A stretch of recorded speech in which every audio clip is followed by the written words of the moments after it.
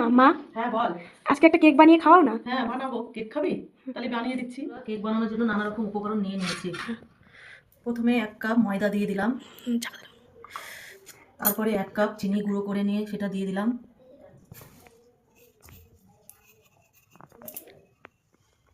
তারপরে একটা ডিম ফাটিয়ে দিলাম,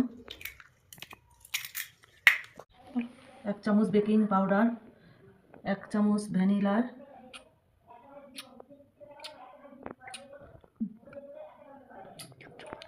দিলাম, তারপরে একটা আমুল দুধের প্যাকেট দিয়ে দিলাম, তারপরে 1 কাপ দুধ দিলাম, তারপরে 1 কাপ সাদা তেল দিয়ে দিলাম, দিয়ে এবার ভালোভাবে মিশ্রণটা ভালোভাবে মিলিয়ে নিতে হবে। ব্যাটারটা ঠিক ঘনও না পাতলাও না, এইভাবে মিশিয়ে নিতে হবে। এর মধ্যে 4 সাইড দিয়ে কাগজ লাগিয়ে তার মধ্যে কলার পাতা মাঝখানে বসিয়ে তেল ব্রাশ করে দিলাম, দিয়ে তারপর এই ব্যাটারের মিশ্রণটা ঢেলে দিলাম। এবার গ্যাসের মধ্যে কড়াই বসিয়ে তার মধ্যে একটা স্ট্যান্ড দিয়ে কেকের ব্যাটারটা বসিয়ে দিলাম, এই যে ঢাকা দিলাম, দিয়ে 20 মিনিটের জন্য রেখে দিলাম।